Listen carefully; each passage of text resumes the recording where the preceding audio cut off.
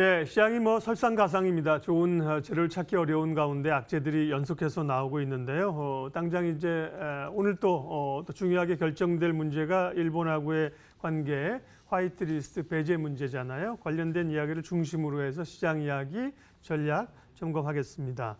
한국경제개발원 황주명 대표 오셨어요. 어서 오세요. 네, 안녕하세요. 네, 오늘 일본 가기가 예정이 돼 있는 상황인데 지금으로서는 제외 가능성이 높고 혹시라도 일부 좀 연기할 가능성도 없진 않은데 어쨌든 제외 가능성이 높습니다. 제외되면 어떤 변화가 있는 건가요? 네, 여태까지는 한 3개 정도에 대한 수출 규제에 대해서 우려감이 있었는데, 네. 수입 규제에 대한 우려감이 있었는데 1,100개 이상의 일본 품목이 수출 규제 영향권이 들어오게 됩니다. 일본 입장에서 일본 수입 의존도가 90% 이상인 종목이 지금 굉장히 큰데요. 48개고요. 그리고 50% 이상인 종목이 83개입니다. 83개 이상이라고 봤을 때 지금 50% 이상을 이제 위험 종목이라고 이렇게 얘기를 합니다. 수입 이전도 50% 이상의 종목을 좀 살펴보게 되면 반도체, 디스플레이 장비가 있고요. 그게 44.6%, 그 외에 석유화학 제품, 공작기계, 철강, 알루미늄이 8에서 7개 정도가 수출 규제에 포함이 되어 있습니다. 반도체 실리콘 웨이퍼 제조의 식각 제조기기라든지 혹은 연마기, 광택기, 도가니 이런 부분들이 있는데요. 그런 부분이 90% 의존되고 있고요. 또 석유화학 제품에 대해서도 우려감이 큽니다. 특히 공정장비 등이 고위험 품목에 포함되어 있다는 부분이 있습니다. 공작기계 관련해 가지고는 선반 관련해 가지고 수치제약이라든지 연삭기 관련된 부분이 있고요. 철강 같은 경우는 특수 분야에서는 굉장히 높은 일본 비중을 차지하고 있는데 그중에서 2차 전지 분리막에 대한 이야기도 다시 한번 또 이슈화될 가능성이 높습니다. 네. 그러면 소위 화이트리스트를 제외하기로 결정을 내린다면 이제 실제 영향을 미치는 품목은 그렇고요. 시장 측면에서는 어떨까요? 추가적으로 더 악재를 반영할까요? 아니면 이미 알고 있는 악재가 반영됐기 때문에 오히려 좀 시장 측면에서 부담은 덜 수 있을까요? 시장 영향은요? 네, 오늘 굉장히 중요한 이야기를 해주셨는데 미리 좀 선반영되고 있는 모습은 분명히 있는 것 같습니다. 수출 우려감으로 시장 약세 흐름은 좀 진용이 될 것 같은데 최소 이제 대체제가 6개월에서 1년까지는 쉽게 나오기 어렵다라는 부분이 분명히 두각은 받을 것 같습니다. 근데 좀 낙폭을 보였다라는 부분이 두각이 될 것 같고요. 지금 코스피 같은 경우는 지금 단기적으로는 1910포인트 정도로 이탈할 가능성은 있습니다. 근데 시간이 지나게 되면은 2050에서 2100, 200포인트의 박스권으로 연말까지 마감할 가능성이 좀 있다라고 좀 보여지고 있고요. 코스닥 같은 경우도 지금 단기적으로는 600포인트 이탈 가능성은 열어두셔야 될 것 같습니다. 하지만 그 부분도 650에서 700포인트로 다시 한번 또 박스권을 만들어낼 가능성이 높다고 생각합니다. 그런 이유 중에 여러 가지가 있겠지만 내년도 국내 정치적인 관점에서 봤을 때 국회의원 선거가 있습니다. 또 하나가 미국 대통령 선거로 시장이 반등 가능성이 있는데요. 지금 북한에서도 미사일을 쐈는데 트럼프 의견은 괜찮다. 이런 식으로 표현을 하고 있거든요. 이런 부분들은 어떻게 보면 대통령 선거에 대한 부분도 좀 두각을 받고 있다고 보시면 될 것 같고요. 그다음에 오늘 신라젠 리스크가 나왔습니다. 물론 제약바이오 리스크 분명히 있을 수는 있겠지만 한 달 이내에 이제 제약바이오 리스크가 대부분 이제 없어지게 되면서 오히려 저평가 구간으로 종목별로 선택적으로는 반등 가능성이 있습니다. 시장은 IT와 제약바이오로 분리가 되게 되는데요. 그게 이제 시장 주도주 역할을 했습니다. 근데 제약바이오주들에 대한 과대낙폭에 대한 부분들이 다시 반등이 나오게 된다면 연말쯤에 다시 시장 반등권 안에 들어올 것 같습니다. 네. 지금은 어쨌든 간에 조금 부담스러운 상황이잖아요. 근데 네, 반대로 밸류를 얘기하거나 이제 단기적으로 오를 거라는 얘기보다는 일단은 포트폴리오나 이런 건 조금 방어적으로 가는 게 좋은가요? 네, 포트폴리오 네. 같은 경우는 사실은 주도주 찾기가 굉장히 어려운 국면입니다. 사실은 지금 주도주가 일본 관련해서 일본 반사익 수혜주가 나오고 있기 때문에 시장에서 포트폴리오 관리는 분명히 필요할 것 같고요. 다만 저평가 종목으로 분할 매수를 하신다고 하면 좀 중기적인 관점에서는 수익을 볼 수 있고요. 단기적인 관점에서 리스크 헤지는 분명히 필요한 시점이라고 보여지고 있습니다. 오늘은 일본 화이트리스트 얘기를 했으니까요. 관련해서 그러면 이제 파장이 확산되면 피해를 입는 쪽과 함께 소재주 같은 경우는 오히려 이제 기회 가능성도 있잖아요. 그런 쪽 좀 종목 얘기를 좀 더 해보겠습니다. 네, 3개월 동안은 삼성전자나 SK하이닉스가 오히려 가격 상승 때문에 긍정적일 것 같습니다. 그런데 지금 3개월 이후부터가 굉장히 좀 리스크할 것 같은데요.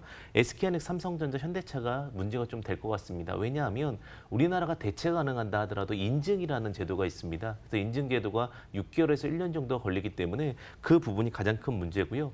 특히 가장 중요하게 보셔야 될 부분 중에 하나는 LG화학 같은 경우는 2차 전지 분리막적인 문제가 좀 있습니다. 그런데 그런 부분들 중에서 우리가 이제 대체 가능하게 되는 3개월 정도까지 구간에서 조금은 리스크가 있을 수 있다는 부분이 있을 수 있고요. 하지만 시장에서는 아직은 가격 상승에 대한 부분을 기대치 좀 보고 있는데 미래 산업 쪽에 리스크가 있고 제동이 걸렸다는 부분은 분명히 조금 기업 입장에서는 리스크다라고 보시면 될 것 같고요. 삼성전자도 지금 좀 좋은 평가도 나오고 있는데 보수적 관점이 더 유효하지 않을까라는 생각이 듭니다. 네. 반면에 이제 소재주라든지 소위 이제 아까 잠깐 말씀하셨습니다만 뭐 애국 테마주 이런 것들은 수혜를 받고 있잖아요. 그쪽은 기회가 남아 있습니까?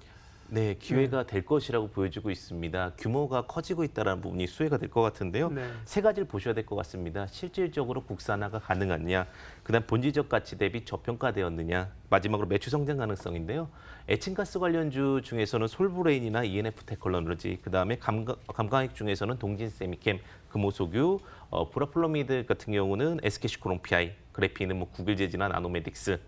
MLCC 같은 경우는 삼화전기, 대주전자재료, 탄소섬유, 효성, 대광산업, 불매운동 관련주도 또 두각을 받을 수 있을 것 같습니다. 레노마 관련된 의류가치 업체인 패션 플랫폼이나 하이트젤로 같은 경우도 두각을 받을 가능성이 높습니다. 지금 말씀하신 건 그러니까 수혜 기회를 가질 수 있는 종목인데 종목이나 섹터가 좀 많습니다. 지금은 이제 가능성들을 좀 이제 언급을 하신 건데 그 가운데 특별히 조금 더 괜찮아 보이는 그런 쪽을 좀 압축할 수 있습니까? 네. 좀 고점주 네. 종목과 좀 저점주 종목을 좀 구분해서 말씀을 좀 드릴 수 있을 것 같습니다. 솔브레인을 일전에도 한번 말씀드렸던 것 같은데요. 네. 일단은 지금 테스트를 하고 있다는 부분에서 좀 두각을 받을 수 있을 것 같고요. 그다음에 또 하나가 패션 플랫폼이라는 종목입니다. 이제 실적 시즌입니다. 8월부터 8월 15일까지 실적 시즌인데 패션 플랫폼 레노마 관련된 의류 관련주로 오히려 반일 불매운동 관련해서 요즘 이슈를 받을 것 같고요. 실적 모멘텀과 함께 우리 좀 부담 없는 자리에서 매매 가능하실 수 있는 구간이 되지 않을까라는 생각을 해봅니다. 네, 소재 진가스 관련해서는 이제 솔브레인 그리고 이제 소비재 쪽에서의 반사이익 쪽은 패션 플랫폼이라는 업체를 조금 더 주목해 봤습니다. 네. 일말에 조금 기대감들은 이제 미국이 폼페이오가 나서서 중재 역할을 좀 하겠다고 하잖아요. 그런 게 당장 오늘이나 앞으로 일본 변수에 있어서 좀 자극을 줄이는 요인으로 작용할 가능성은 얼마나 보세요? 조금 아쉬운 부분이 네. 좀 이전에 했으면 좋을 건데 결정 이후에 하는 회동이라 좀 회의적일 예. 수는 있을 것 같습니다. 가기 이후에 되게 되는데요. 근데 우리나라에 카드가 하나가 있습니다. 한일 군사정보 보호협정 카드가 있는데요. 우리가 이제 미국과 우리나라, 일본이 어떤 중국에 대항하기 위해서 미국 입장에서는 관계가 잘 유지가 되어야 됩니다. 그걸 이제 지소미아라고 부르는데 지소미아를 갖고 어떻게 협상 카드가 될지는 조금 더 지켜보셔야 될 것 같고요.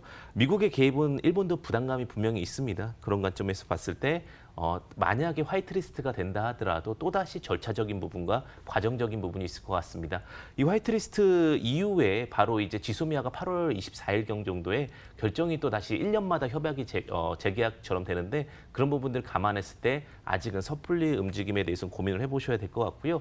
지금 분명히 지금 리스크긴 하지만 미국, 일본, 한국이 아직까지 한국, 일본이 아직까지 결정이 난 부분은 아니기 때문에 조금 더 주의 깊게 보셔야 될 것 같고 또 만약에 진행된다 하더라도 조금 더 제도적인 부분을 고민하셔야 될 것 같습니다. 애플 관련된 부분들도 미국에서는 어떤 수익 관련돼서 또 리스크가 될 수 있다는 부분도 참고하실 수 있을 것 같습니다. 네, 일본의 수출 규제 관련된 오늘이 중요한 날이기 때문에요. 관련된 것들 점검 다시 해봤습니다. 한국경제개발원 황주명 대표와 함께했습니다. 수고하셨습니다. 감사합니다.